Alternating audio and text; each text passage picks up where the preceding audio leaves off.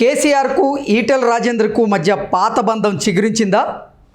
కాళేశ్వరం విచారణ కమిషన్ నుంచి నోటీసులు రాగానే హరీష్ రావు అలాగే ఈటెల రాజేంద్ర షామీర్పేటలోని ఒక రిసార్ట్లో కలిశారా?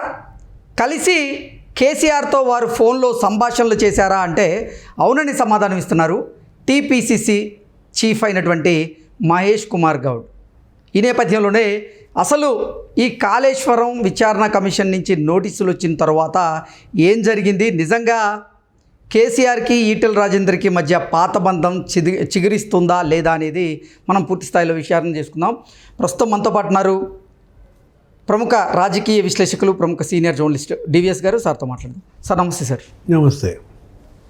కేసీఆర్కి ఈటెల రాజేందర్కి మధ్య పాత బంధం చిగురించిందని ఈ కాళేశ్వరం విచారణ కమిషన్ నుంచి నోటీసులు రాగానే ఈటెల రాజేంద్ర గారు అలాగే హరీష్ రావు గారు షామీర్పేటలో ఉన్నటువంటి ఒక రిసార్ట్లో కలిసి వారిద్దరూ కేసీఆర్ గారితో ఫోన్లో సంభాషణలు జరిపారని టీపీసీసీ చీఫ్ అయినటువంటి మహేష్ కుమార్ గారు వారి మీద ఆరోపణలు చేస్తున్నారు. ఏంటి సార్, నిజంగా అసలు ఈ కాళేశ్వరం విచారణ కమిషన్ నుంచి నోటీసులు రాగానే కేసీఆర్కి అలాగే ఇటు ఈటెల రాజేందర్కి మధ్య ఈ పాత బంధం చిగురిస్తోందా అంటే ఏం చెప్తారు?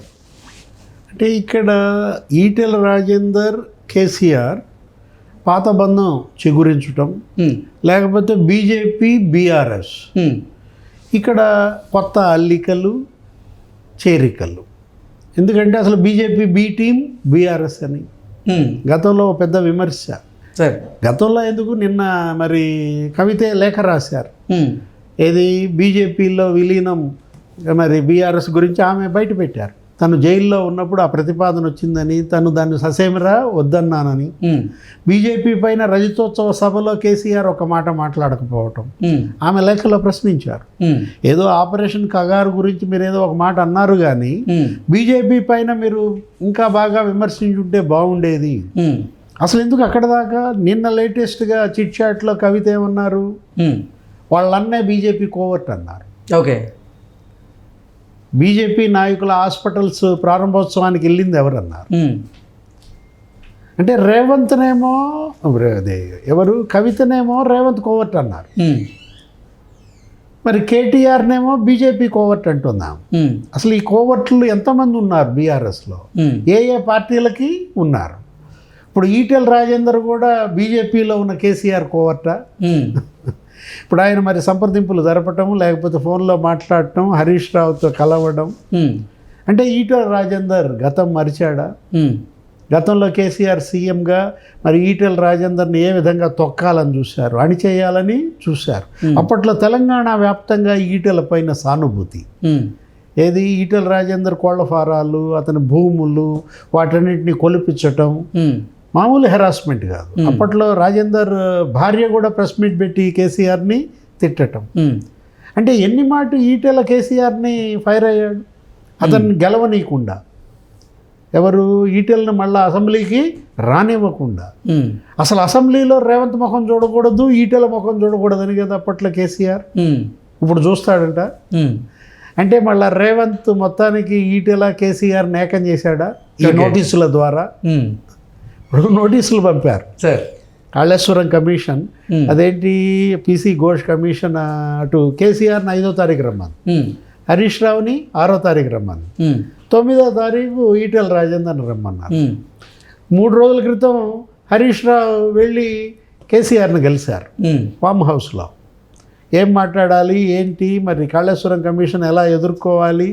కేసీఆర్ నేను ఫిజికల్గా రాలేను, వర్చువల్గా హాజరవుతానని ఆయన లేఖ రాశారు. సరే, దానికి ఇంకా మరి ఏం జరుగుద్దో చూడాలి. ఇప్పుడు హరీష్ రావు కేసీఆర్ మంతనాలే ఇవాళ ఈ ఫామ్ హౌస్లో భేటీయా ఈటెలతో హరీష్ రావు. ఏంటి సార్, నిజంగా అంటే కేసీఆర్ గారిని హరీష్ రావు కలిసినటువంటి నేపథ్యంలోనే కేసీఆరే ఈ వ్యూహరచన చేశారా? నువ్వు ఈటెల రాజేందర్తో రాజీ కుదిర్చేటువంటి ప్రయత్నం చెయ్యి, నాతో ఫోన్లో మాట్లాడించు అని కేసీఆరే దిశానిర్దేశం చేశారా హరీష్ రావుకి? అందుకే హరీష్ రావు నిజంగా షామీర్పేటలో ఉన్నటువంటి ఒక రిసార్ట్లో ఈటెల రాజేందర్ గారిని కలవడం జరిగిందా? అసలు కలవడం వాస్తవమేనా? అంటే ఇప్పుడు ఈ కాళేశ్వరం కేసు నుంచి బయటపడటం కోసం ఇవాళ మరి ఎవరు రాయబారి పాత్ర, శ్రీకృష్ణ రాయబారం లాగా వాళ్ళ హరీష్ రావు రాయబారం. అటు కేసీఆర్కి వెళ్ళి మాట్లాడటం, ఇటు హరీష్ రావుకి వెళ్ళి ఇది ఎవరు ఈయన ఈటెల రాజేందర్కి వెళ్ళి మాట్లాడటం. వాళ్ళ ఏంటి ఏదో రకంగా ఈ కాళేశ్వరం కేసులో నుంచి వీళ్ళు ఒడ్డున పడే ప్రయత్నం మనకు కనపడుతారు. ఇప్పుడు ఈటెల రాజేందర్ దీనిపైన ఏం మాట్లాడతారు, గతంలో వాళ్ళకు జరిగినటువంటి అన్యాయం, వాళ్ళపై పడినటువంటి నిందలు, అసలు ఇప్పుడు కవిత ఏం ఓపెన్ అవుతుంది. ఏది మీరన్న ఈటెల రాజేందర్ హరీష్ రావు భేటీపై కవిత ఈరోజు ఏమైనా బారెస్ట్ అవుతారా, ఏమైనా మళ్ళీ మీడియాతో చిట్చాట్లో మాట్లాడతారా, లేకపోతే ఏమైనా లేఖ రాస్తారా? బీజేపీతో బీఆర్ఎస్ విలీనంలో ఇది రెండవ అడుగుగా చూడాలి. తొలి అడుగు ఆ రోజు ఆ జైల్లో ఆమె ఉన్నప్పుడు ఆ మంతనాలు, ఇప్పుడు ఇది సెకండ్ స్టెప్గా మనం చూడాలన్నమాట. ఎందుకంటే ఒకవైపు ఏమో బీజేపీ అసలు దీన్ని ఖండించలేదు. వాళ్ళు విలీనం గురించి మాట్లాడుతున్నప్పుడు బీజేపీకి బాధ్యత లేదా, మేము బీఆర్ఎస్ని విలీనం చేసుకునే ప్రసక్తే లేదు అనే మాట కిషన్ రెడ్డి నోట లేకపోతే బండి సంజయ్ నోట ఎందుకు రాలేదు? ఎగ్జాక్ట్లీ. అంటే అర్థం విలీనం కోసం ఇటు బీజేపీ నుంచి కూడా, అంటే అసలు సార్ బీజేపీ బీఆర్ఎస్ అంటే భారతీయ జనతా పార్టీలో బీఆర్ఎస్ విలీనం కాబోతుంది అంటూ ఈ ప్రచారం జరుగుతున్నటువంటి నేపథ్యంలో ఇటు బీఆర్ఎస్ నుంచి కానీ అసలు బీజేపీ నుంచి కానీ ఒక స్పష్టత అయితే లేదు. వారు దాన్ని ఖండిస్తున్నటువంటి దాఖలాలు కూడా ఎక్కడ మనకు కనపట్ల. అంటే ఏంటి అసలు నిజంగా చాప కింద నీరులాగా రెండు అంగీకరిస్తున్నాయా? అందుకే ఏం మాట్లాడాలో కూడా అర్థం కానిటువంటి పరిస్థితుల్లో వారు ఉన్నారా? దాని మీద స్పందించడం లేదే. పొగ రాదంటారు, ఇక్కడ నిప్పు కాదు, ఇక్కడ అసలు తగలబడుతుంది. పొగ రాదంటావా? రాలేదు కదా సార్ ఇప్పటి వరకు. ఇప్పుడు కవితే ఇవాళ బయట పెట్టింది ఏది స్పష్టంగా. తను జైల్లో ఉన్నప్పుడు బీజేపీతో మరి బీఆర్ఎస్ విలీనం గురించి కవితతో మాట్లాడింది ఎవరు? కవిత ముందు ఆ ప్రతిపాదన తెచ్చింది ఎవరు? విలీనం గురించి బీజేపీతో కలుద్దామనే మాట జైల్లో ఉన్న కవితతో చెప్పింది ఎవరు? అది బయట పెట్టట్లా ఆవిడ.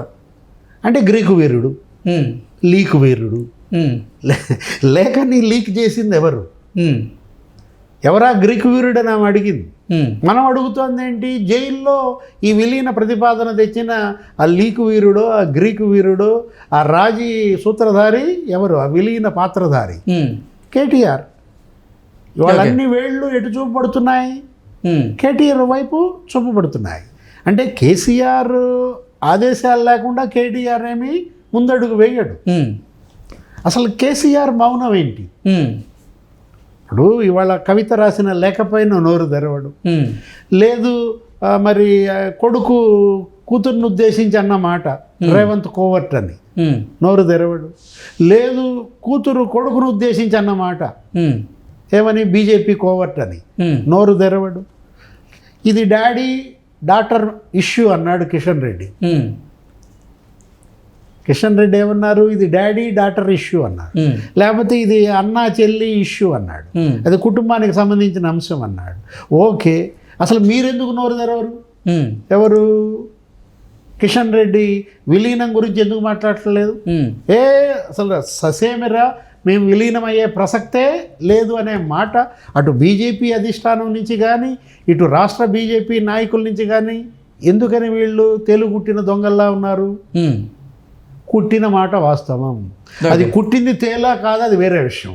తేలు కుట్టింది, అందుకే వీళ్ళు గమ్మున ఉన్నారు. ఏ తేలు అని అంటావు నువ్వు? బీఆర్ఎస్ తేలు బీజేపీని కుట్టిందా? బీజేపీ తేలు బీఆర్ఎస్ని కుట్టిందా? తేల్చాల్సింది ఎవరు? తెలంగాణ ప్రజలు. ఓకే, రేవంత్ మాత్రం సేఫ్ జోన్లో ఉన్నాడు. ఇది సినిమా బ్రహ్మాండంగా చూపిస్తున్నాడు.